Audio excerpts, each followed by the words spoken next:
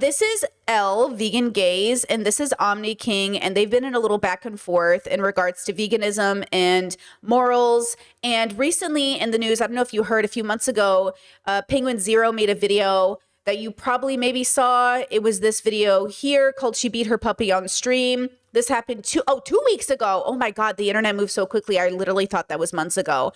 It was 2 weeks ago. Wow, that just shows how internet brained I am, that I thought that was so long ago. But it's not. It just happened. It's a horrific video. It's really, really bad. And just for context, I want to show you the beginning of his video so you can kind of understand how this conversation came to be, okay? Handful of things that can instantly make pretty much anyone's blood boil. Hitting your toe on something, or road rage, just inconveniences while driving. But few things can make you see red and ruin your day quite like animal cruelty, watching someone abuse their pets. It's horrific, and it immediately elicits a response of this. Pause. It's horrific, and it immediately elicits a response, right? There are certain things we see that make us go, oh. And when I saw this girl beating up her puppy on stream right away, I was like that was so hard to watch, right? He's right. There is just something about it. Remember that girl from years ago who took puppies near a river and just threw brand new puppies into the river? It was so shocking, right? And I think biologically, reasonably, human beings wanted to like kill her. And I'm not saying that's philosophically good, we wanted to kill her, but I think it's biologically within reason that a human being could have such a jarring response to seeing you do this, that your brain goes, I must kill this woman. She's throwing puppies into a river. If you saw the video, you remember how bad it was, right? Okay. So this woman was beating her dog on stream. It was really, really bad, right? Disgust and anger. Even the most calm person on the planet would lose their cool and go into a bubbling rage if they saw a video of someone beating their dog or cat or something like that. Like, I know Thorfinn famously said he has no enemies, but he didn't see Aspen Cartier beating her puppy on a Twitch stream. I mean, he saw his dad murdered in front of him, so, you know, I think he, but I get it. But also, he saw villagers who were nice to him slaughtered in front of him. Remember when he tried to tell that old lady to run? And she didn't understand him because they spoke different languages, and then she got slaughtered. So, I mean, I think our bro knows. That's what we're talking about today. A couple days ago, a streamer and I guess also rapper named Aspen Cartier was streaming and then started beating her puppy because it got out of its cage. I don't really know how to even show you this clip because I don't even know how he's gonna. We'll show you. Like, I'm sure he's gonna show you parts of it, but just trigger warning, girlies. It's not good. Just animal abuse. It would get the video taken down, I imagine. So I'm going to try and cut around it to show you the very clear evidence of what unfolded on stream that she's trying to deny happened, which has become a very common tactic, I guess, in the modern day and age, to just say that what you saw with your eyes isn't real. Take my word for it, as opposed to what you witnessed. I think we're finna end stream out because this motherfucking dog, like, goddamn. I'm not gonna be on social media until February 1st, so. How you got the cage? Fuck you, guys. I'm going to cut it right here. That's pretty bad. Like, just hearing the sounds, like just hearing the screams is like, oh, like, and as the poor little puppers, like, it's pretty bad. I hate to say this, and I want you to understand, this is why I want to talk about Elle today in the debates around morals. This isn't uncommon. She's not unique in this. There's nothing unique about this situation. Many people around the world feel entitled to hitting not only their children, but their cared for animals because they feel like they're bigger, stronger, smarter, faster, all those things. So this is not new. This is not specific to her. This is not a unique situation. This is a culturally acceptable, as much as it does enrage us. On the other side, billions of other people, it would not. And that's what I want you to remember. There's a whole world out here where people are not only bragging about how much they like discipline their children, but they brag about how they discipline and train their dogs, right? This continues for quite a while longer, like another 15 or so seconds, of the dog screaming and yelping in pain with what sounds like her striking it. It then ends with this.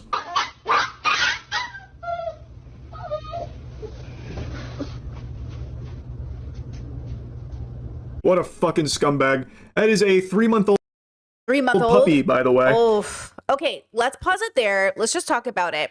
So obviously it's horrible. Obviously it's really bad. And I think it is just unacceptable. Right now, she was arrested. There were charges, allegedly. There are possibilities of some sort of accountability.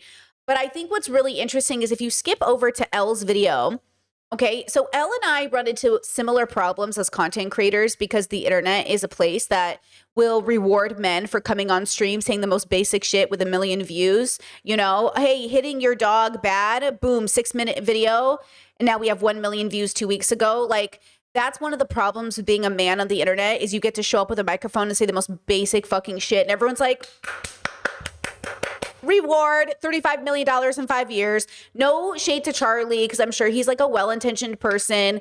But the dilemma is like, men really get up here and say the most basic shit. Okay. And then when women show up or femme people show up and we go, can we dig deeper into the philosophical understanding of why? Everyone's like, boo, no, I don't want to have this conversation. So in many ways, Elle and I would probably benefit from completely changing our content to being, hey guys, beating animals bad. And everyone would be like, but the moment we're like, but also maybe we shouldn't eat them, everyone's like, boo, we want to eat your dog. You know, boo. We actually do want to eat your dog. You know, they don't want you to hit your dog, but they want you to eat your dog. And so I'm like, got it, locked in.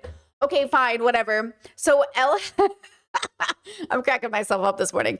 So Elle put out this video that was just I was really laughing over my coffee today. Just listen to this section here. Just listen to this part.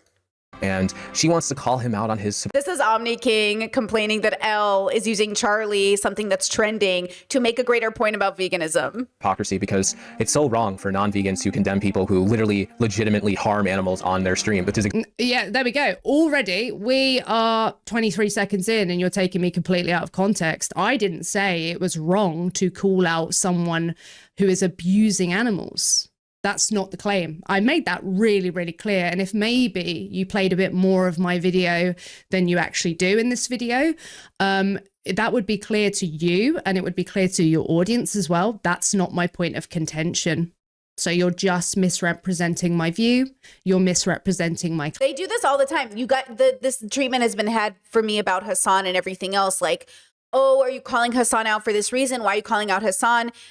It's the same reason Elle and I, we both made videos on Hassan zapping his dog, possibly. You guys are so outraged at the idea he zapped his dog, but you guys aren't outraged while you're eating a hamburger. The question is, why do human beings, and this is the thing Elle challenged me on, why do we say we love animals? Why do we say we value them as a consciousness, as a life? And then we turn around and in farm animals, abuse animals, do bestiality with animals in order to drink milk or to have, this is a moral question. It's supposed to be hard. It's supposed to be uncomfortable.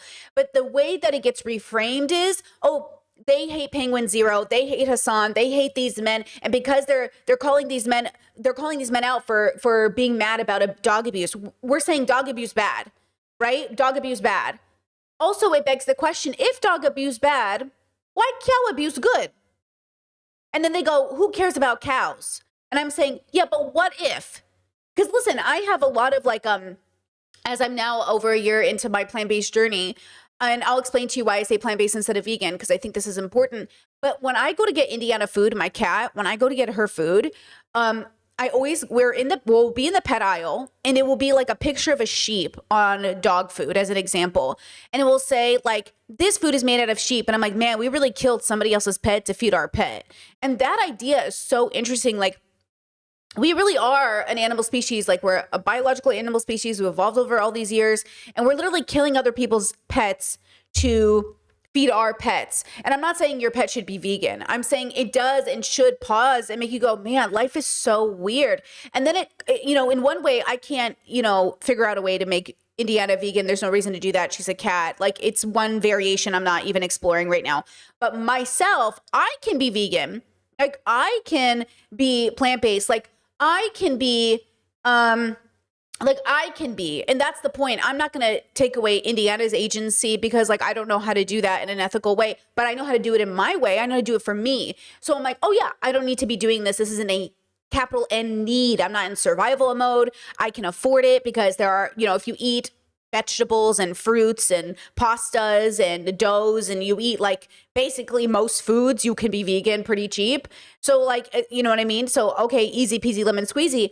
So that's really the question at hand. Like, why do human beings, why do all of us decide when we're upset about the value of a life being destroyed? And you'll hear this in a lot of debates, whether it's pro-life debates or genocide debates or whatever we're talking about. What we're talking about is, why are you upset versus, hey, why am I not upset? And I think that's the conversation that we really need to be having, is like, why aren't I upset about this, but I'm upset about this? It's introspection that we should contemplate, we should engage in, but we're so busy externalizing, attacking, pointing fingers. And so Elle and I both run into the same problem in terms of content creators, where we're trying to use trending topics to make our point about our values. But the dilemma is, and what everyone hears, and to be fair, Elle is trying to make a prescription when I'm not. To be fair, what everyone hears is, Charlie is evil because he's pointing out dog abuse, instead of, oh, Charlie, it's great that you're pointing out dog abuse, but what about Ant? They can't hear that part, right? Okay, so listen to this. Claims. Exactly what we're talking about in this video. So I actually made a video about it on my main channel. I didn't end up posting it because Oh, okay, hold on. Next clip. Let me show you. Okay, so hold on. Before I show you another clip of him, Omni King, let me show you my conversation with Elle 11 months ago, okay? This was hosted 11 months ago, and this was when I had just posted my 30-day challenge of being vegan, which I did not intend to go plant-based after that challenge. I fully planned, after doing that 30-day challenge, to go back to eating meat, making my own beef jerky, doing all of my stuff. Like, that's the irony of this, sort of journey I'm on, is that I had no intention of actually sticking to it. I had predicted, and I had told my partner, I have a feeling I might not go back to eating meat after meat or animal plants after the animal products after this, but I wasn't sure. But here I am. Okay, so watch just this section. Definitely. I mean, I think, again, logically, I'm on there. I got it. Logically, I'm locked in. Mm-hmm. I'm just. But the emotion. Yeah. I honestly, I don't expect, when I'm having conversations to people, like, you're going to do the work. You're going to, the conversation doesn't end when we stop talking. The conversation carries on while we are digesting what we, interpreted from a person. Right. So you will do with that knowledge what you will. I have said maybe 100 times today that animals are not ours to use, and maybe that will stick, but yeah, I don't know. But I'm glad that you know now that, because people were talking about veganism being a diet. I'm glad that I was able to explain it in a way that made sense. Definitely. And yeah, it's not harm reduction. It's not cruelty. It's not anything. It's fundamentally exploitation, oppression. You just did it again. New layer. Yeah. It's not about harm reduction. No, because that's, yeah. You could, otherwise you could say, remember the piglet lullaby, giving them a lullaby, giving them a stroke, and then stabbing them, Yeah. That could be fine. No, that wouldn't be fine. But that would be. Okay, President Brittany talking now. I am still logically there, but I'm still in a logically, like, harm reduction perspective. I haven't embodied the acceptance that animals aren't here for us to use and or ingest or take ownership over. Like, I'm still, that's why I don't call myself a vegan, because I'm still not there embodied. And it feels so serious to say in many ways that I am getting there emotionally. I can feel a transformation happening, where when I see an animal, I'm like, oh my God, there's such a person, is what I say, which is sort of that projection of putting anthropolizing, is that what it's called? Where you kind of like, I think that maybe that's the wrong word, but where you kind of project humanness onto an animal in order to validate its existence, versus just saying, you don't need to make it a human for you to value its life. Its life in of itself is important. And I'm not there yet. Okay, so anthropomizing. Okay. I'm not there yet embodied, but I think I'm getting there, but it's like, I'm trying to make sure that I'm honest and transparent with my communication when I say that I am. Because if I said I was vegan, I think it'd be a really big deal. So right now, I'm still plant-based. Right now, I'm still cruelty-free. Right now, I'm still trying to harm reduce. Right now, I'm still on the journey of, sort of asking myself these questions and challenging myself from a moral perspective. Like, my morals are personal. ethics, our society, when I think about Brittany's morals, what does it mean to value life? And again, Elle and I talked about survival situations. We talked about being in a bad situation. Like, obviously, even though we value human life as an example, we still believe in certain situations it would make sense to defend yourself, to kill somebody. And still, philosophically, we want to be able to say, I mourn the death of those I've had to kill in self-defense. I mourn the death of an animal I might have had to kill because I was trapped in a forest and they attacked me. Or I mourn the death of an animal that maybe I killed and ate while in a forest. Or maybe I starved myself and didn't kill and eat an animal because I couldn't bring myself to do it.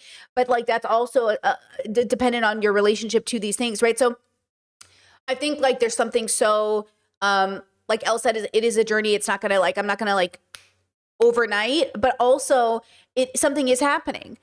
Like, something is happening where my brain and my body are having these like these new changes, these new relationships to this idea of, and I notice it when I watch a lot of cooking shows. I watch a lot of, food related stuff. And it is interesting the way people talk about, eating or consuming or any of those things. So, okay, let me show you this. Let's go back to Omni King talking to Elle. Here's this section here.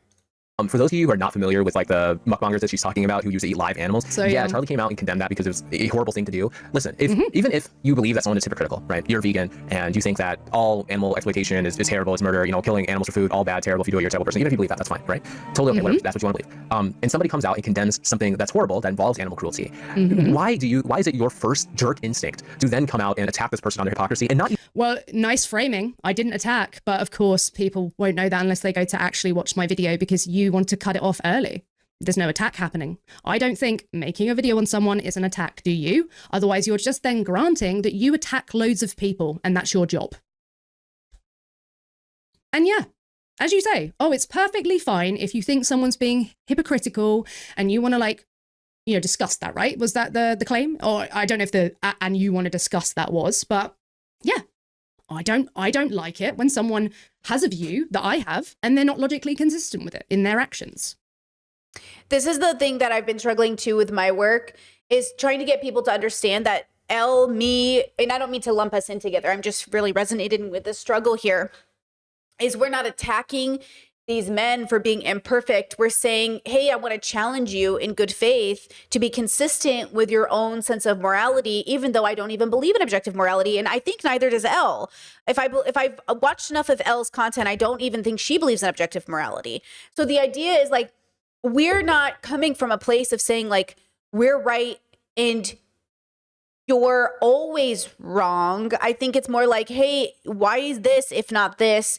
And I think this is the struggle of people feeling defensive. And this is why I say men are not required en masse or to the same extent when engaging in my general pattern noticing brain to challenge their belief systems as strongly and not reap the benefits of a benefit of the doubt. Charlie, Hassan, all these people, they get to become millionaires, popular, huge people on the platform for doing the bare minimum and never actually challenging why they got there in the first place. And then when women come out and we challenge them, it looks like we're just attacking, which is so interesting because, again, we're just saying, if your value is this, if it's anti-patriarchy, anti-misogyny, then why this? Why would you do this? How are you morally consistent? If you're anti-animal cruelty, why this? And I think that's the difficult part of talking about morals, because it does feel like an attack. It feels like I'm saying you're an evil, bad person versus accepting philosophically that all human beings have the potentiality to engage with evil and bad. And what does that even mean, right? So I think like there's a lot of conversation around this that I understand is emotionally charged. Also, I haven't been reading chat, so I don't know if I'm missing anything right now. I've been so focused on what I was doing on stream, but I don't know if you guys are saying anything that you feel like I should comment on or anything. But that's just, I find this really interesting, right? So, okay, let's keep going. I don't really know what to tell you. Yeah, that's my focus. I'm a vegan who cares about the interests of animals. You got me annoyed. I'm holding my tits for comfort. I don't know what's so like controversial. Even acknowledge them actually calling out the bad things and being Okay, like, sorry, I'll go back. Unlike Omni King, I actually want to hear what he says and represent his view. horrible that involves animal cruelty. Why is it your first jerk instinct to then come out and attack this person on their hypocrisy and not even acknowledge them actually calling out the bad things and being like, I did acknowledge it. Again, you're misrepresenting my view. I literally said, oh, he'd be a great advocate for animals if he would actually just be consistent with it. And yeah, it's good to call this out. I fucking said those things. But it doesn't matter to people who will I feel the same way. I feel like I'm always acknowledging the good in people and then I'm criticizing, or at least I mentioned that I don't hate this person. I find just an issue with their work, and everyone's like, so you're a hater. So you're one of those obsessed haters. You just like hate this person. And I'm like, okay, how are we going to better the world if you don't know the difference between someone who's obviously just a hater and somebody who's just trying to be morally consistent? Like, how do you not understand that these moral differences also means that this is a huge impersonal and philosophical difference between the two of us? So it's gonna be a thing I use. Like, you're very popular, you're very famous. Like I said, Charlie and all these people, they get like million views easy every video.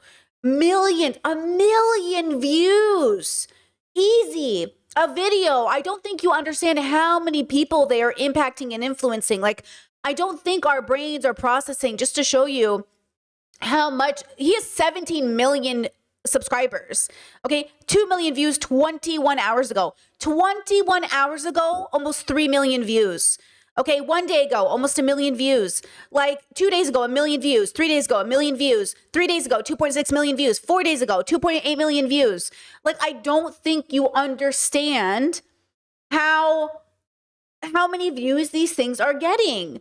And so when you think about it from that perspective, how could we not talk about Charlie? How could we not talk about the biggest leftist streamers, Hassan? How could we not talk about, to make our points clear?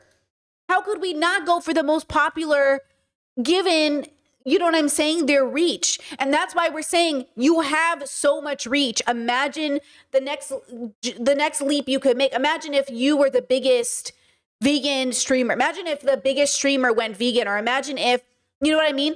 And it's obviously, Elle wants everyone to be vegan. So there's a prescription here and a hope she has that the world sees how horrible it is to consume animals.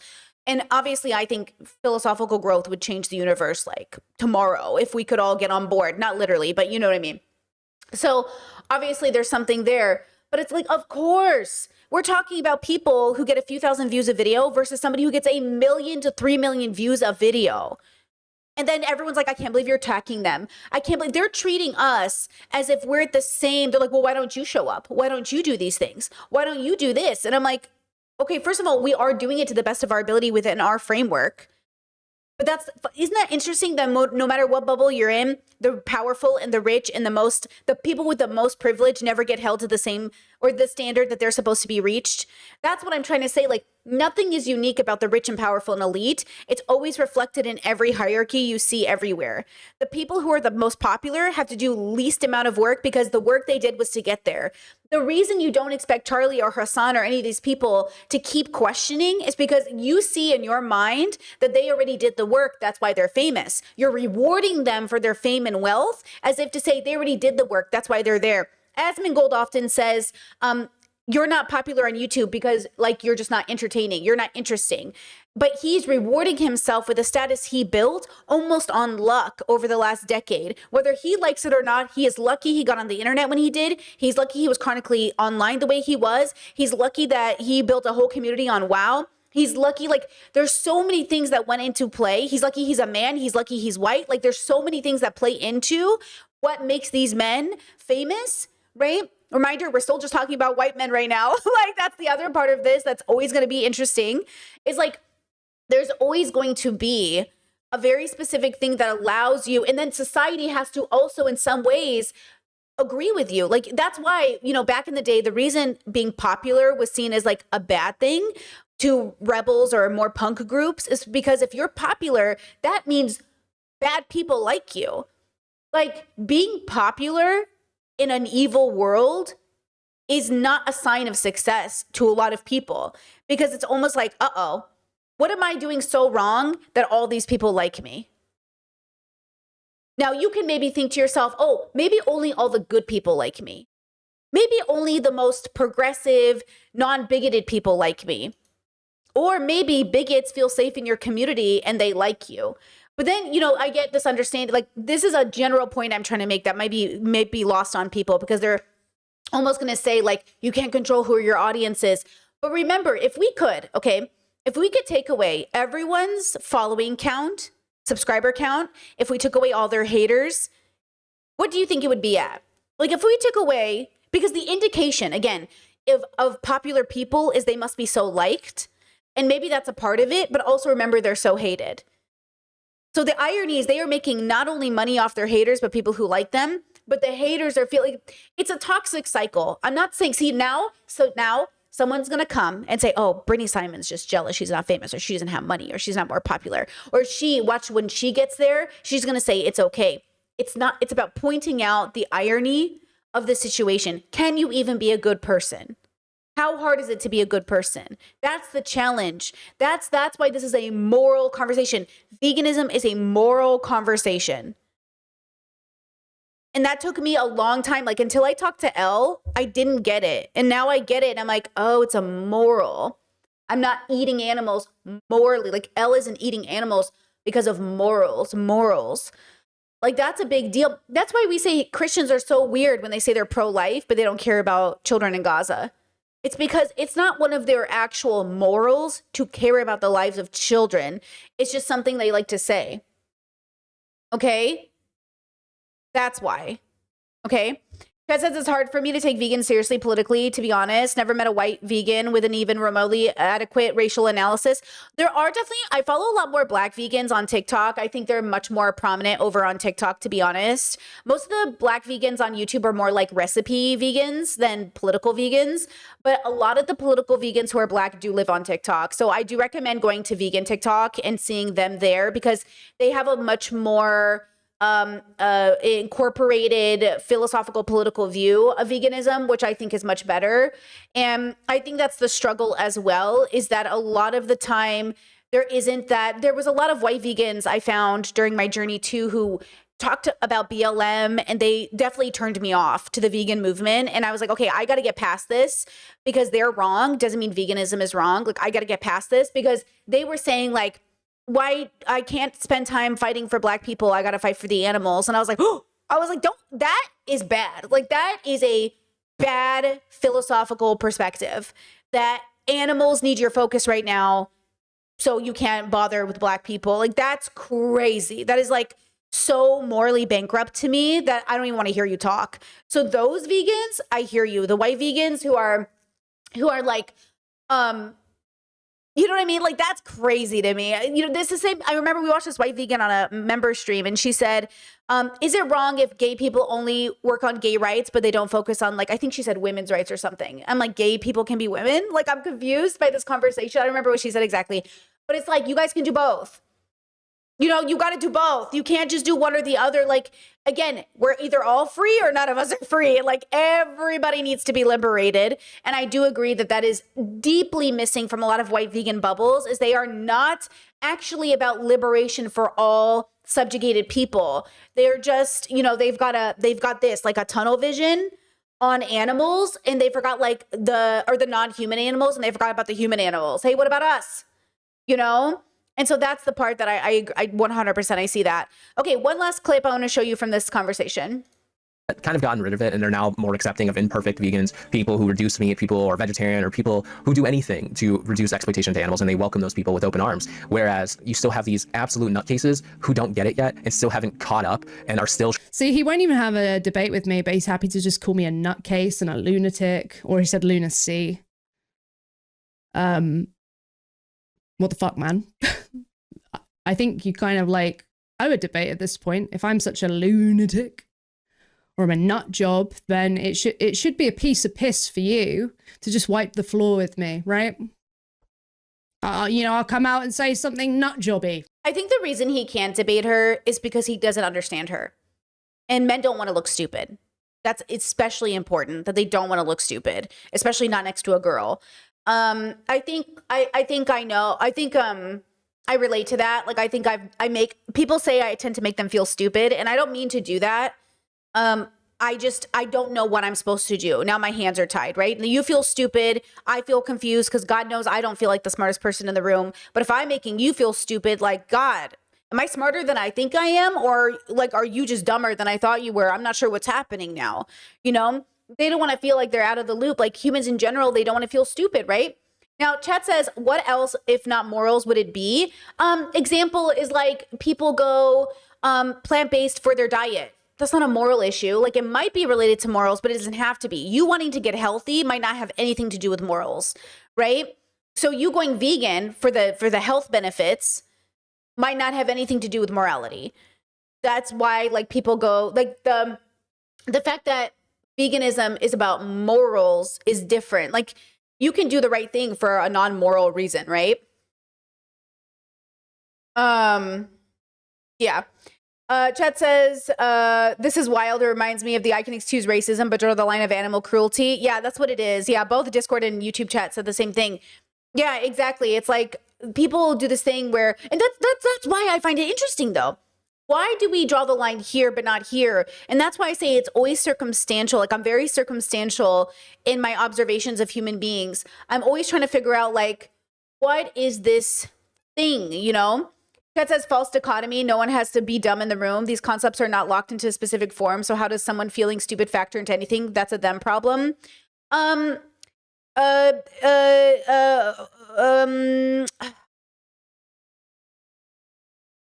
want to make sure I have the right word here. I think. So emotivism is a meta-ethical theory, often called the Bouye theory, proposing the moral judgments do not express facts, but rather emotional attitudes and personal feelings of approval or disapproval. I think we're discounting how heavily impacted we are by feelings. You know, we're heavily ignorant to the fact, because we don't want to acknowledge it, that how we feel dictates exactly what we do, right or wrong. It's why when people feel a disgust response to homosexuals, they assume being gay is evil or bad, because they're like, you just feel it. You just feel how evil it is, okay? This is why a lot of people justified racism. It's like, oh, you can just tell. Like, you can just feel they're different. It's like, we're disregarding the fact that a lot of our feelings are playing a very important role in how we gauge right or wrong. The psychological phenomenon of us viewing pretty people as more moral and good and ugly people as less and ugly. What does that even mean? People who are disfigured or have different facial features that signal in people's brains, like, you know, that feeling of, oh, they assume that because of the way you look, like, that must be. And that feeling, it shows up in debates and conversations. Like, you know, it shows up in our personal relationships. Like, oh, hey, that you're kind of like, I feel really stupid right now. And it's making me feel like I don't know if you respect me, because people also want to be respected in conversations. They want to feel like, hey, I really respect where you're at. I hear you, which is, to be fair, like, I think to the right person they can be. Elle was very respectful to me. Elle was very patient. Elle was very kind. Elle really heard me and like went through the debate points with me. But the dilemma is when you're debating like this, you get more like rough. I would do that too. I would be like so hard on these boys I was reviewing. And then when I would talk to them, I would be really nice. And they're like, what the fuck is wrong with you? And I'm like, well, now I'm in front of you, bro. Now I'm going to like kind of humanize you and try to like, I'm not going to yell at you. We're talking now, because they have to remember, and this is what the Omni King is missing. Elle isn't talking to Charlie. Elle she said it later in the stream, has no idea that Charlie would even watch her video. It's not for Charlie.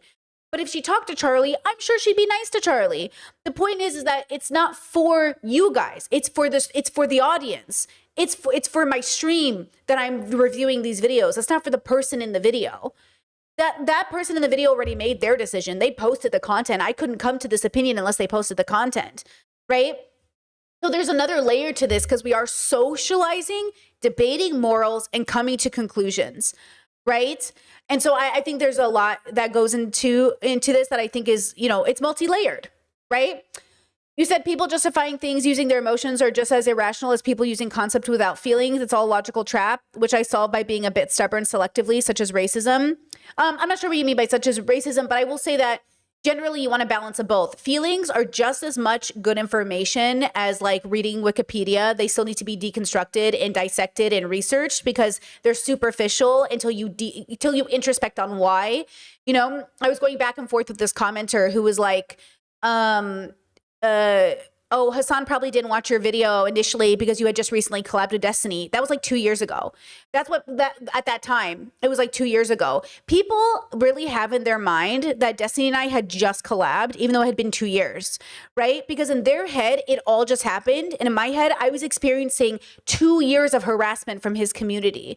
Like 2 years of not sleeping, 2 years of being pinged on my phone every day, like 2 years of getting emails to kill myself, like 2 years. So for the internet, they think it just happened. And for me, you know what I mean? So that, like, you have to understand, when I posted that video about Destiny, it almost all stopped because I was vindicated a few months later when the Lauren Southern, not a few months later, a few weeks later when the Lauren Southern DMs dropped. Once those DMs dropped, people started apologizing to me like, oh, fuck, my bad. I was like, because people said I was a liar. I came with no receipts. Like, he didn't ever say this. And then when the receipts landed, they were like, oh, our bad. I was like, well, you know, and that's what it is. Like, you have to understand, and I understand, I'm here, I put myself here, that I am dealing with a sea of emotionally dysregulated human beings who do not know right from wrong and do not even know why they think right or wrong. They don't even know why they're mad at me, right? Like, they don't even know why they're mad at me. And that's what I think, like, is the struggle in this space for people who spend their whole life debating or dissecting an issue and really getting down into it. Hassan will never know why he didn't watch my video until he introspects on why he didn't watch it and what he assumed about me. And even if he assumed, oh, she collabed with Destiny, she should know better. He was friends with Destiny. He should have known better. But see how we forgave Hassan, but he won't, you know, and I get it, because even Taylor Lorenz collabing with Destiny made me go, Taylor, why are you doing that, Taylor? But we all live on a different internet. I mean, Oxford hosting Destiny is another example of, like, do you not know what he's done? And that's the thing. The world will make excuses for people who are morally, like, evil, okay? Especially if they're men, especially if they're good debaters. As long as the man is popular, has fame and status, and is good at debating, they don't care. Jubilee doesn't care. Jubilee got like 8 million views hosting Destiny. They don't give a fuck what sexual crime he's done. They don't care. They made so much money off of him, bro. There's the potential that that video might have brought in a revenue of like $100,000. Like, you have to understand, these channels do not give a fuck because they have to pay bills and pay employees. And I'm saying, as long as your bottom line is success and money and fame and status, it will never be actually about morals. It will never be about challenging. And so men can get up here, Charlie can get up here and make a video and say, beating your dog is bad. I think we all agree. And everyone's like, the moment a girl gets up here, or a femme presenting person, or even a lesbian gets up here and says, hey, maybe we shouldn't eat animals, everyone's like, fucking kill her, bro. Literally slit her throat, bro. And it's like, okay, so you can't beat an animal, but you can beat an animal to eat it. You can't beat an animal you don't eat, but you can beat an animal you eat. Because you have to understand, these animals are being beaten in these slaughterhouses. They are literally being abused. That's Elle's point. The point is, these animals are literally being abused. So what's the difference? The difference is the end result is a hamburger on a person's plate. And as long as it becomes a hamburger, all of a sudden it's okay. And that's interesting. Is that not interesting? Don't you think that's interesting? Isn't that interesting? I think that's so interesting. Real quick, won't I? I do wonder why he didn't show much of my video. Trying to force this idea of absolutism on people when it has gotten them nowhere. I really, the irony is not lost on me when people are talking about forcing a view. One, it's a YouTube video. Charlie's not going to see it. So it's not even forced upon him. Two, are we really that sensitive where it's like, oh my God, a YouTube video was made on me. I've been forced. Okay, hold on. Chet says, like, feelings inform us of abstract positions we hold, but they're not objective reflections of reality. So we have to be selective in how we relate our feelings to truth and stuff. The feelings do reflect reality, the objective reality. This is actually a medical misconception in femme and even like Black women's struggles at doctors' offices. Women feel things and men go, no, you don't. The feeling I have is an information I'm getting to my brain that something is wrong. Like, I have fibromyalgia.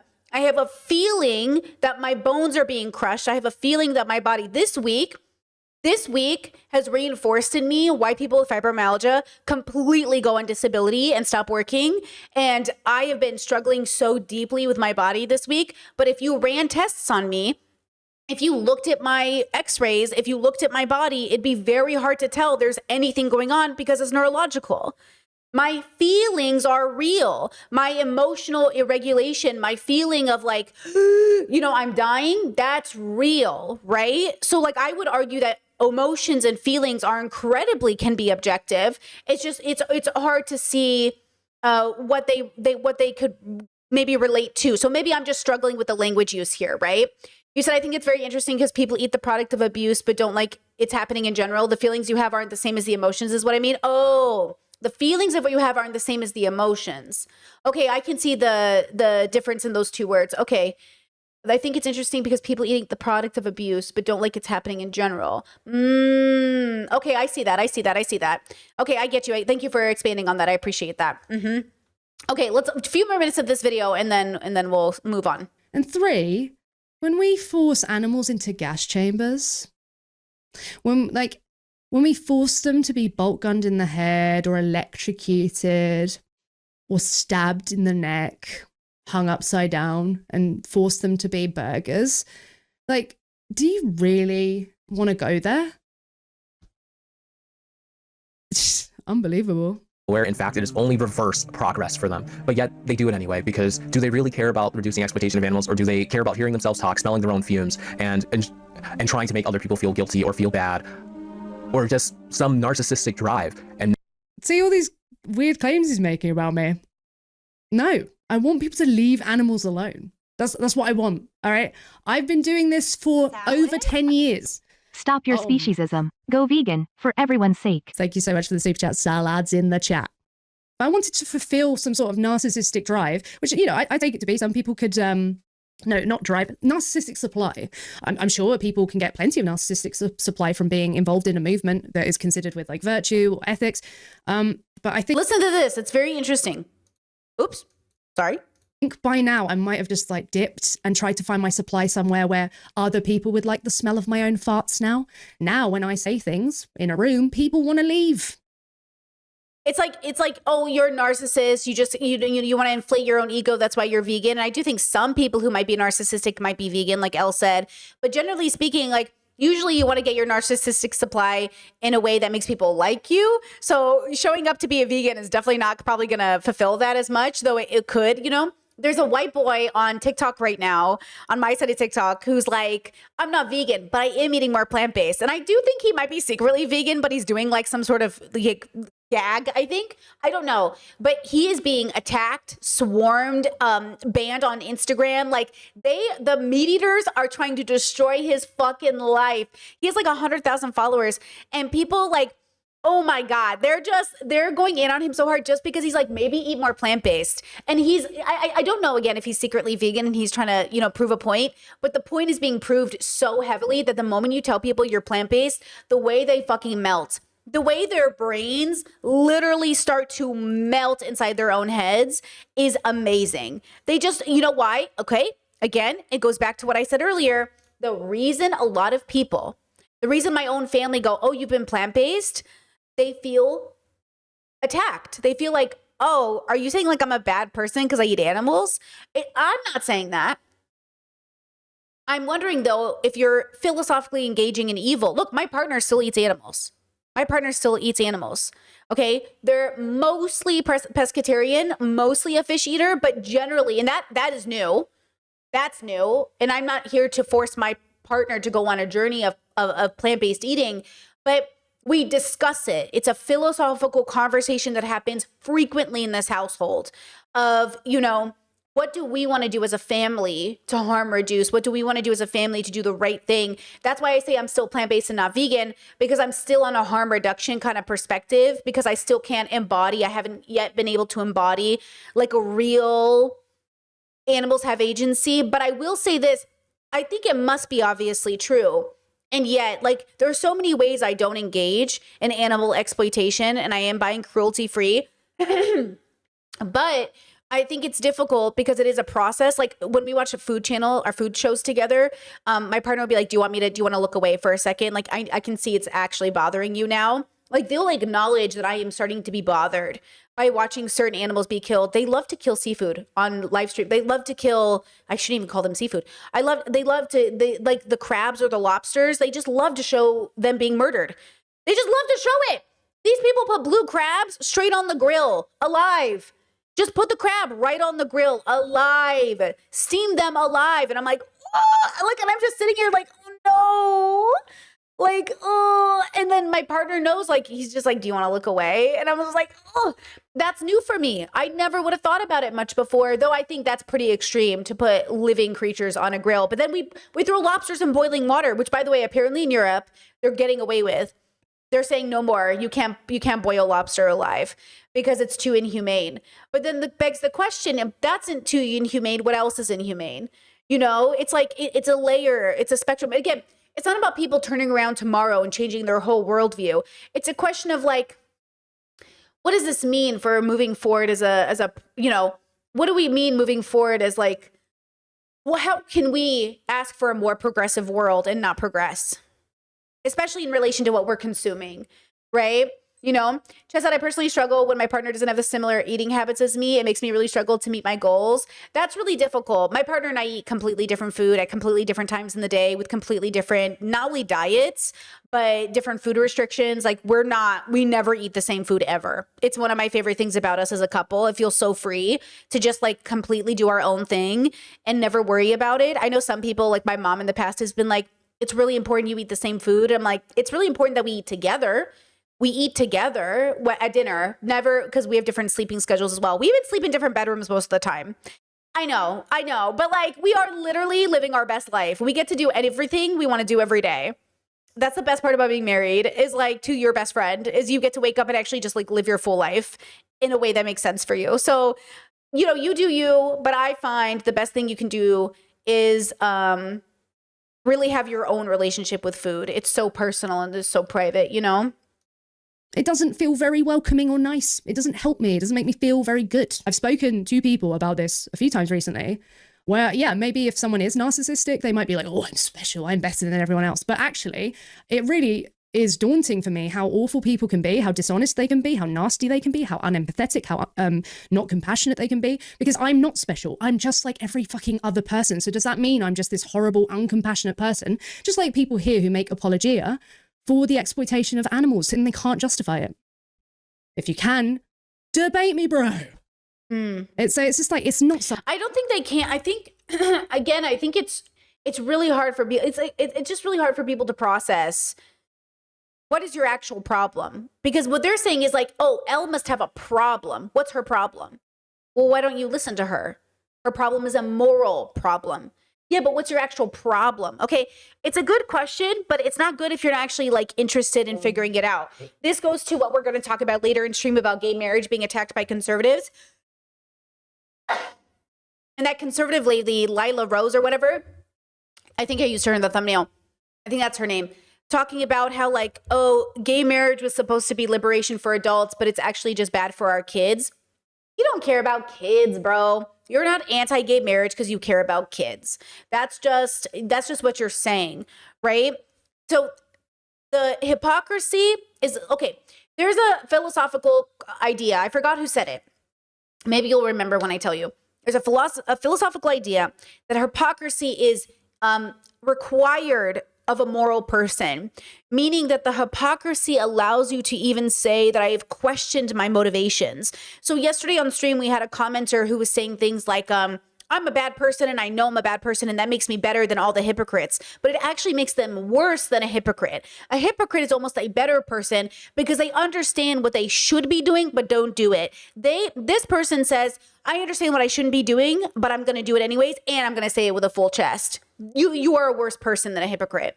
It is better to you be a hypocrite and to put out the right ideas, but not do them privately than to literally say, you know what I mean? But they're both bad, right? They're both not great, but it is better. It is better to attempt to be a better person and fail than to never attempt it in the first place. So there's a layered process to this that I think is missing from people where they want to like logic themselves away from responsibility and just say, well, I'm saying out loud that I'm doing a bad thing, so I'm better. Your brutal honesty, it doesn't make you a better person. Doesn't make you actually a better person though. Okay. All right. A few more minutes on this point and then we'll stop. Something that makes me feel particularly special. In fact, it kind of just makes me feel bad. It's looking like maybe that list of things rather than actually caring about exploitation. And now what she's about to talk about, sorry. Well, maybe if you just actually watched my content or showed my content, maybe people could get a picture of like, of all the things. Like, yeah, you could call me what you want. You could call me weird, strange, mean, annoying. You could call me those things. But to say, oh yeah, she doesn't actually care about animals, that's just like, I don't know where the brain has gone, like what realm you may be in. But to make that claim, it would just be fruitless completely. Yeah. Narcissists don't feel empathy for others, and yet vegans are called narcissists. Yeah. Well, that's the thing. Narcissists don't feel empathy for others, and yet vegans are called narcissistic. I think you can be a narcissistic person who happens to be vegan, but it depends because Elle's version of vegan is not just a diet. So do you understand the difference of language here and why it's confusing for people? Not on Elle's point, but on the way that we have informed people about veganism.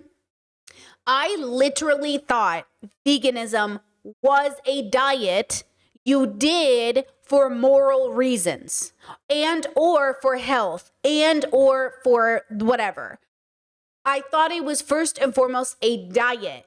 Then I learned it was a philosophy and I'm like, oh, it's a framework. Veganism is a framework. Never in my life, watching PETA or any of the media I consumed as a child, was it ever conveyed to me that veganism was something other than a diet. I even at one point worked for a family who owned a vegan donut shop, and they never talked about anything other than health, right? Which is ironic. I was watching Queer Eye, and one of the families that they help out is vegan, and they asked, oh, why are you vegan? And they said, for cancer reasons. It is not as commonly understood that veganism from Elle's perspective in her bubble is a philosophical belief. It's a moral standing in relation to the agency and value of animal life, right? Like this is the first year that I've really thought about it that way. And so I think it's hard because when you say, oh, I'm vegan, like, oh, you eat vegan versus I think vegan. Versus I embody vegan, versus I express vegan. Like the words we use matter and they change the relationship too, which is why I'm being very careful about my words and saying I'm plant-based. Okay. And that's the part of it that I think is interesting, right? Let's see. Chat says, what's the foundation for the caretaker for animals? It cannot be life because plants also have life. Is it something like consciousness? I think a lot of vegans talk about sentience, which I feel interesting about. I still struggle, I suppose, with the value of the sentience part. But basically, it's that idea that they mostly think about the sentience of it all. Because again, it is about doing less violence. And it's about acknowledging like the agency, like do plants have agency for life? Should we ever cut grass? Should we ever cut plants? That is a conversation we can have based off of an understanding of not objective morality. So even vegans know they're not engaging in objective morality, but they're engaging in a moral standing based off of this understanding of sentience, agency, independent life. Like it's very easy to process that like a dog has an individual life and this cow has an individual life. I think it's a little harder for us to contemplate the individual life of a blade of grass. Right? So there's something there. But yeah, Chet says, do plants feel pain? What is pain? Well, again, I don't even think it requires the idea of feeling pain. I think it requires the idea of processing pain. So do they process pain? Do they have a kind of brain that processes agency? I think is more or less the argument, and that's how they come to those conclusions. Because I know a lot of vegans argue around ethically sourced honey and oysters, I believe. I also don't eat oysters as an example, and I've decided not to eat honey. So again, I'm plant-based, but I do not. So we stopped buying honey. I mostly use maple syrup or agave. I don't like agave as much. I like maple syrup better. And so I actually don't really use either of those very often either because I don't eat a lot of sweet stuff. I'm more of a savory girly. But I made the decision because we were getting our honey from a local family in town in Croatia who have their own beehives, and it was delicious honey, and I was getting it pretty frequently. And then I stopped getting it, and they were like, "Oh, are you not going to get any more honey?" I was like, "No, I'm vegan now." And I said vegan because then I wouldn't have to explain the whole thing, and they just understood, like, "Oh, okay." Right? Yeah, I do. And I will say, because Chat said, can we empathize with plants the same way we empathize with the animals? I think that's the moral issue with eating meat. Well, I believe you should treat plants with dignity. I always tell this story of when I was a nanny and one of the babies was like less than 2 years old and he was kicking flowers. And I said, we don't kick flowers, they're living creatures. But I said, you can pick a flower and give it to me. And the idea that I was teaching him was that you should value everything around you the same way that like you should value rocks and trees and creatures and things, right? The idea is like we should be valuing and showing more dignity towards things. Look, we have a propensity for destroying things. Human beings, we like to see shit break. And the idea is like, can we come to some understanding that our desire to see things break, whether it's people's spirits or people's bodies or people's buildings, or we love it. Have you ever destroyed a building before? Like, you know, smashed a rock on the floor, like smashed a plate. It feels really interesting and good, and we like to see things shatter. I love watching videos where they drop rocks in lakes and you see the splash, or you drop a rock from a really high place. I love that shit. Why do I love that shit?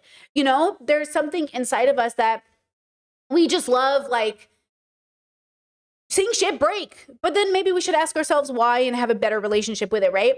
It says, does taking the honey hurt the bees? If not, then what's the problem? Yeah, so they live off that honey in the wintertime. And when you take it from them, they have nothing to live off of. And so they starve. And not only that, but a lot of beekeepers will replace their honey with like fructose syrup. They'll replace their honey with a less healthy thing. And then the bees don't end up being as well. Look, we're killing the bees. We know that. We know we need them for pollination. We're really destroying our planet at our own convenience. So this is a trifecta of issues, right? Your health is a threat. The earth is at threat. Animals are at threat. Like we destroy things. Human beings, we're destroyers. That's what our species does. We build, we destroy. We build, we destroy, right? Chickens too. Chickens eat their own eggs and they get nutrition from the eggs that they produce. So when we steal their eggs, we're denying them they are, look at them. They have this thing built into them, right? Where they produce eggs and they eat their own eggs and they forage for food. And we took that away from them. Not only that, but we bred chickens over all of these years to have like bodies that don't support, like legs that can't support their own bodies. So human beings are genuinely so destructive. I mean, I remember working at a vet nearly almost 20 years ago now. And one of the girls had a French bulldog, and I just love a Frenchie. But Frenchies are, you know, all these dogs that struggle to breathe. We make animals, like we make disabled dogs on purpose, like on literal purpose, like not accidental, not like accepting, on purpose. And then we're like, we're so good. And I'm like, are we good? Like as a species that we specifically produce dogs we think are cute, even though they're literally struggling to breathe. You know what I mean? It's just like kind of crazy, you know? Chet says, what about unfertilized chicken eggs? Is that not going to be another chicken? Is that okay? I can't tell if you're asking me a real question. Do you know if you breed animals at home like dogs or cats, if their fetus comes out, if their baby comes out less viable, they'll eat them? Do you know that? Like they eat them. I can't tell if you're asking me a real question. What is okay? You know what I mean? Do you want me to like go into the mind of a cat and question its you know what I mean? Like I'm not a cat. The idea is what are humans doing regardless of what are non-human animals doing, right? So it's like that's the question. It's like you stop trying to be a lion and start just being a human. What is the human doing regardless of what the lion is doing? You can't be like, oh, I'm going to kill things because lions kill things. You're not a lion, right? Chad said, guys, the egg argument is why the way it's processed. Same with milk, right? They inseminate the cows. They take away their offspring. They force these cows into positions they don't want to be in. They have to keep them pregnant almost all year round just to produce milk. right? Imagine being a person, and maybe women will relate to this. Imagine being a person who can have children, and you're brought into the universe and you're just kept pregnant year around, and that's all you're fucking good for. You know, just that I had a cat that ate its kittens and I was about 8 years old. It was traumatizing. I could only imagine. You know, I could only imagine. Yeah. And so again, like when we have Chad said oat milk girly for life, oat milk in my coffee today, girls, it's so good. And I know not all oat milk is the same. Listen, I've tried like 6 variations of oat milk. You got to find the brand that works for you. This brand is creamy and delicious and so good. There are some brands that are more watery, some brands that are thicker, some brands that are too thick, honestly. But I'm just saying, love oat milk in my coffee, girls. I'm an absolute fan, big fan. Like soy milk too, but oat milk is the for me the way to go. Love me some oat milk, you know? Kat says, I eat meat, but vegans are 1,000% correct, both for ethical and environmental reasons. Well, and it's a process. I've heard that from a few people. Like, it is a process. I do think they are, I think, like, the future is vegan. But I also think, you know, the future is also no rape, and the future is also dignifying life, and the future is also a lot of other things. The future isn't here yet, but we have to make the decisions now. We have to make action now. We have to take action now. I think, and this is what's crazy. I saw this TikTok. Oh, damn, I should have pulled it up. Where this girl said, let me see if I can find it really fast. Hold on, give me a second. It would be worth showing it to you, honestly. Hold on.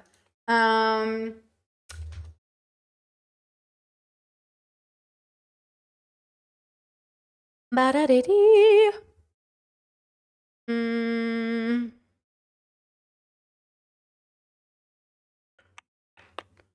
me see, hold on.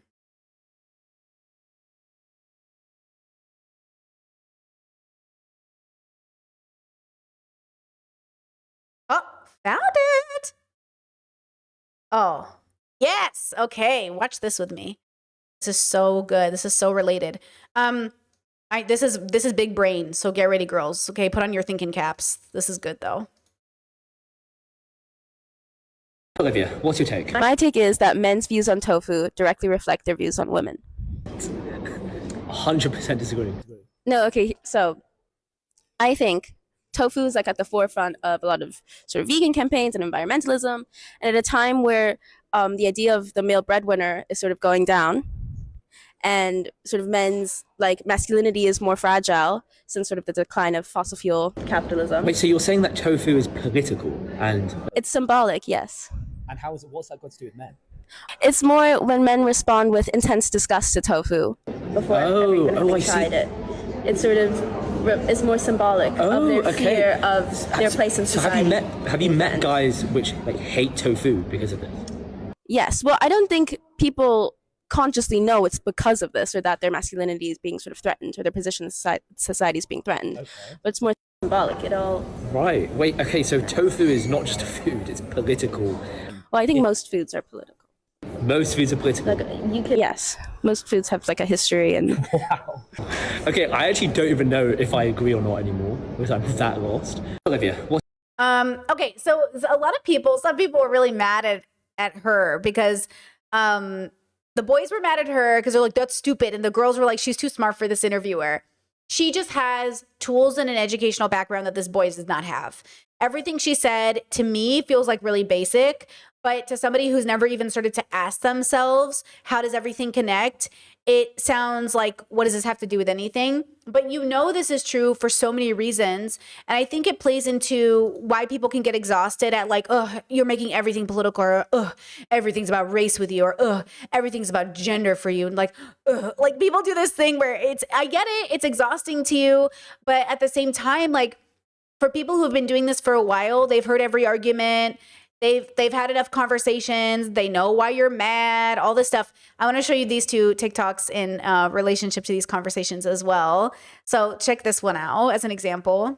Did you know that vegans kill more animals? But also being vegan doesn't make a difference. Also, vegans are malnourished and all they eat is rabbit food, and wild animals eat each other, so why can't I?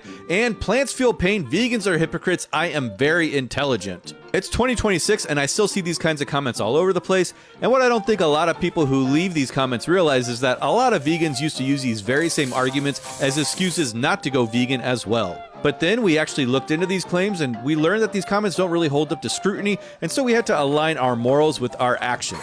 So if seeing somebody doing that upsets you, maybe think about why instead of employing the same tired arguments we see every day. After all, answering the same questions over and over again is exhausting on account of our protein deficiency.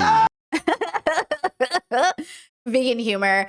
That was all vegan food, and if you thought it looked delicious, I bet it was, girl. I bet it was. Okay, one more video, and then I'll comment on that TikTok I showed you with the girl. Okay. Foods is promoting. So this boy in the bottom here, he's the one that I can't tell is really vegan or not vegan, but he's obviously pissing off all the non-vegans. And just like listen to the first 30 seconds of this video. Fake vegan meat. This is a new low for him. Jacob Foods is what they call a Sentience influencer. He promotes the mainstream eat a lot of veggies, limit fat mindset, which I don't really mind because at the end of the day, he's still getting people to cut out ultra processed food. But now he's decided to promote vegan alternatives. First, he started by promoting tofu as an alternative protein source to meat, which is absolutely ridiculous because tofu has way less nutrients than meat, but whatever, it's still a whole food. But now he's starting to promote vegan chicken nuggets, which I have a problem with.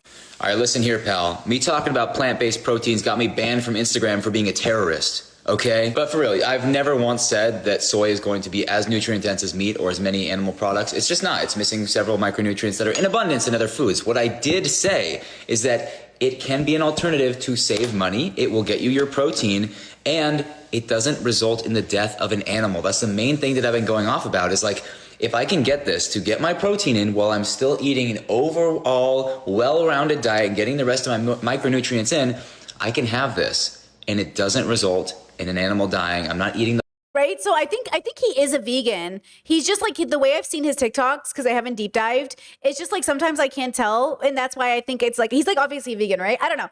The point is the way people talk about this, they're missing the moral component.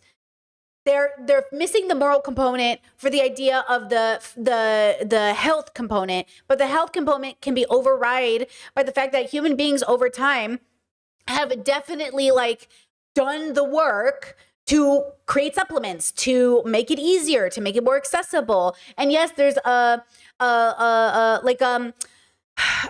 there's layers to it, of course, but the point is that girl who was saying that the way boys react to soy or tofu specifically is related to everything else they're talking about for exactly this reason. Notice there's a correlation between people who ate tofu and people who voted for the rapist president that we have today. Conservatives typically just hate vegans, hate tofu, hate soy, hate anything that challenges their moral standing while they vote for a rapist president.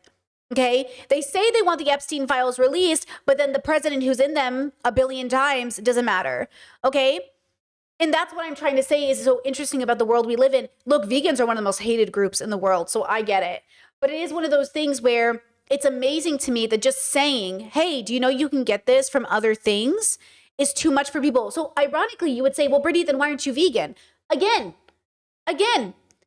these arguments absolutely convinced me to go plant-based. The only reason they haven't convinced me to go vegan is because I think it's very personal. It needs to be embodied. I think Elle said this to me. She goes, I think you're going to get there one day. I was like, Elle, stop it, girl. But like she did. She's like, I think you're going to get there. And I was like, maybe. My partner definitely thinks I'm going to get there. He's like, you're going to get there. You're going to get there. And like, it's going to be a really big conversation to have in life in general. Like, am I going to get there? Am I going to be a vegan? Like, I don't know. But I know that when I will be a vegan, I'm not going to go back from being a vegan. Now, not going back from being a vegan is a very specific philosophical perspective. It's to say, not only is this my moral, subjective moral relationship with reality, but this is so important to me that I might die for it. Because remember, veganism is really difficult because there's also medications that are tested on animals that vegans don't even take to do life-saving interventions. So does that mean I'm not going to take life-saving medication if it came at the expense of an animal being tested? That's a huge moral question. Because I don't believe in animal testing. Even when I was a teenager, I told my mom, stop buying shampoos that test on animals. And I remember not wanting to buy any shampoos that were tested on animals. But then, I wasn't as consistent because I was still buying stuff that had definitely been either not explicitly vegan or could have been tested on animals. So when we have these conversations, I think it's about also the future. So, okay, here's one last part that I think is important. Obviously, there are going to be exceptions to the ability for every individual to consistently have and engage in a vegan, quote, diet. I'm using the word diet here for this reason, okay? Because they might have a medical problem that science has not yet solved for their situation. That doesn't mean, though, that the majority of people who don't have that medical problem should now not be vegan. The issue is that non-vegans who say they don't want to go vegan, it's because this one person who's not even them couldn't be vegan for medical reasons, so therefore it must not be a good idea. It's to say we should live in a world in which the ideal is reached, and everyone who can't reach it, the system helps lift them up where they're unable to meet those needs. Same thing with like raising kids in healthy homes. Hopefully the goal is most of us are raising kids in healthy homes, which we're not doing right now. And the ones who can't figure out how to do it, the system comes in and we help lift that family up and give them the care they need. But what happens is people go, well, if some people aren't living up to it, or if most people aren't living up to it, I guess I don't have to either. And I'm saying, no, we all should be living up to some standard that reflects and is consistent with our values and morals. But that is a journey. And that's what I need you to understand is that it takes work. It's really hard to be a good person, right? It's really, really, really, really hard to be a good person. And that's the point. Chet said, sorry, to me, plant-based food and tofu is nasty to me. I think that's fine. I think it's an acquired taste. I think you have to like it. Example, I don't eat fast food. Even when I was a meat eater, I never went to McDonald's. I just think like that food is disgusting. I think eating at Wendy's is ridiculous. Like I eat certain food and I'm like, that is so fucking gross and I can't believe you eat that. But people tell me every day Wendy's is so good or McDonald's is so good. And I have had a McDonald's or a Burger King burger that I'm like, that's okay, but it's not good. I mean, it's okay, right? Like I used to like vegan or McDonald's chicken nuggets and now, but like I didn't eat it regularly because it was like, it made my tummy hurt. It wasn't even worth it. It wasn't even that good, right? It's taste is acquired. You can change your preferences. You can change your taste buds. You can have a different relationship with like, look, I bought oat milk the other day that was really bad. Okay. And I was like, oh, this sucks. It makes my coffee taste watery. Ugh, I'm not a water girly. In my coffee. Then I was really upset because I had to, for the whole weekend, because our stores close on Sundays in Croatia in a lot of places. I had to just put up with this bad milk. And my partner's like, I'm sorry you have to put up with that. Do you want me to like run to the other side of town to get you milk? And I was like, no. And I sat there and I was so excited for Monday because the store opened again and I got my creamy oat milk, coffee perfect oat milk. And I was so excited again. If I only ate the bad oat milk, I would think all oat milk was bad. You know what I'm saying? If I only had tofu in a way that I didn't like, I would think all tofu was bad. If I only had, the idea is that the coolest part about being an individual person is that you are having an individual relationship with your food. You get to have a relationship with figuring out what works for you, what you like. Like, I don't like my broccoli really mushy. I prefer it fried very lightly. I don't like, I'm autistic. So a lot of the food I consume is very texture based. Like if the texture is wrong, like my food, okay. I told my partner the other day, I was like, I'm sorry, because they do dishes. I was like, I'm so sorry. I make so many dishes. I just can't have my food touching. If my food touches and the texture of my food changes, I won't eat it. And I don't want to waste food. So I just use 10 dishes. Like I literally will have, like, it's very Assyrian of me here. I'll have like 7 bowls on the table and all of my food is in each bowl. And then I'll eat, you know what I mean? And that's what I'm saying. I'm saying you have to realize what it is. And it's a lot of work to realize all of those things about yourself. And because it's so tiring, people just go, you know what? Forget it. Forget it. Also, do not get it twisted. In Europe right now, there's a thing that's happening where they want to punish companies for saying it's chicken when it's vegan. But the problem is psychologically, myself included, if I don't know what this vegan food is similar to, I don't know how to use it. So when the box says, oh, this is chicken, I go, got it. I know how to engage with it now, right? This is a big part of psychology that the meat industry is purposely targeting in your brain. See, they say they just want to be honest and transparent. It's not chicken. Why do vegans call things chicken? It's because our brains are so fucking stupid.